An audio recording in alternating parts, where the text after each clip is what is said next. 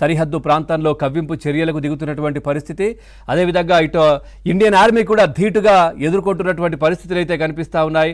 సరిహద్దుల్లో ఒక టెన్షన్ వాతావరణం అయితే కొనసాగుతున్నటువంటి పరిస్థితులు అయితే కనిపిస్తూ ఉన్నాయి. ఇక ఏ క్షణం ఏం జరుగుతుందో అని పూర్తిగా భారత్లో ఉన్నటువంటి అందరూ కూడా ఒక ఉత్కంఠగా ఎదురు చూస్తున్నటువంటి పరిస్థితి కనిపిస్తూ ఉన్నాయి. ఎందుకంటే ఇటు పాకిస్తాన్ దుశ్చర్యలు అందరికీ తెలిసిందే. దొంగ దెబ్బ కొట్టడం కావచ్చు, లేదంటే చాలా ఇబ్బందికర పరిస్థితి సృష్టించడం కావచ్చు, ఇవన్నీ చేస్తూ ఉంటారు. కానీ ధీటుగా ఇండియన్ ఆర్మీ కూడా ఎదుర్కొంటున్నటువంటి పరిస్థితి కనిపిస్తూ ఉంది. ఇటు పూర్తిగా కేంద్ర ప్రభుత్వం కూడా దానికి సంబంధించినటువంటి, అట్లాగే హోంశాఖ కూడా దానికి సంబంధించి కూడా పూర్తిగా ఎప్పటికప్పుడు దానికి సంబంధించినటువంటి ఇన్ఫర్మేషన్ తెప్పించుకోవడం, లేదంటే పూర్తిగా ఆ అంశంపైన నిమగ్నమైనటువంటి పరిస్థితి కనిపిస్తూ ఉంది. పూర్తిగా ఉగ్రదాడికి ప్రతీకారం తీర్చుకుంటామంటూ కూడా భారత్ చెప్తున్నటువంటి పరిస్థితి. ఇక భారత్ ఏ క్షణమైనా దాడి చేస్తున్నట్టు కూడా ఇటు పాకిస్తాన్ భయపడుతున్నటువంటి పరిస్థితులు కనిపిస్తూ ఉన్నాయి.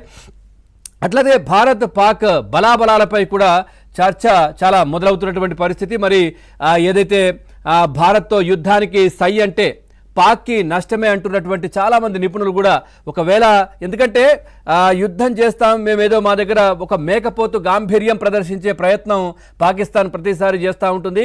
ఒక నక్కతోలు కప్పుకున్నటువంటి పులిలా ప్రవర్తిస్తూ ఉంటుంది పాకిస్తాన్. కానీ అంత సీన్ లేదు అంటూ కూడా చాలామంది మాట్లాడుతున్నటువంటి పరిస్థితులు. కానీ ఏదో యుద్ధానికి మేము సిద్ధమనే విధంగా చేస్తారు. కానీ అట్లాంటి పరిస్థితి ఎదురవుతే పాకిస్తాన్కే చాలా అపారమైనటువంటి నష్టం అంటూ కూడా చాలామంది మాట్లాడుతూ ఉన్నారు. ఇక మానవ వనరులు కావచ్చు, లేదంటే ఆర్థిక బలం కావచ్చు, లేదంటే సాంకేతికంగా భారత్ చాలా ముందున్నటువంటి పరిస్థితి. అట్లాగే అణ్వాయుధాల పరంగా చూస్తే కొంచెం ఇటు పాకిస్తాన్ ముందున్నటువంటి పరిస్థితి కనిపిస్తుంది. అట్లాగే సాంప్రదాయ ఆయుధాలు కావచ్చు, సాంకేతికతలో ఇటు భారత్ కంటే ఏదైతే పాకిస్తాన్ చాలా వెనుకబడి ఉందనే చర్చ కూడా జరుగుతూ ఉంది. అట్లాగే భారత్ దగ్గర మనం చూస్తే 14 లక్షల యాక్టివ్ సైన్యం కూడా భారత్ దగ్గర ఉన్నటువంటి పరిస్థితి. ఇటు పాకిస్తాన్ దగ్గర 11 లక్షల మంది రిజర్వ్ సైన్యం ఉన్నటువంటి పరిస్థితి. ఇక పాక్ దగ్గర 6.5 లక్షల యాక్టివ్ సైన్యం కూడా ప్రస్తుతం పాకిస్తాన్ దగ్గర ఉన్నటువంటి పరిస్థితులు.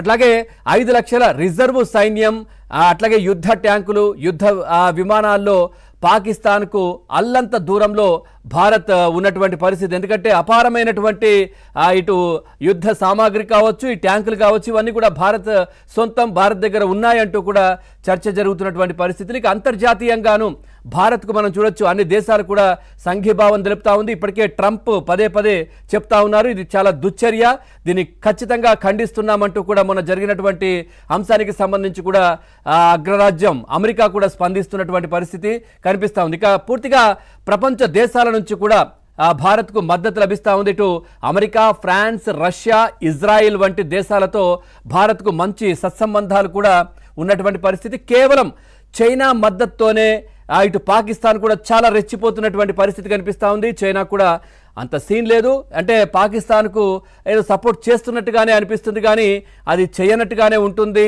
అనే చర్చ కూడా జరుగుతున్నటువంటి పరిస్థితులు అయితే కనిపిస్తూ ఉన్నాయి. మరి ఏం జరగబోతోంది, ఒకవేళ యుద్ధమే అనివార్యమైతే కనుక బలాబలాలు ఏ విధంగా ఉన్నాయి, దీనికి సంబంధించిన చర్చ కూడా జరుగుతున్నటువంటి పరిస్థితుల్లో మనం ఏ అంశానికి సంబంధించి చర్చలోకి వెళ్దాం.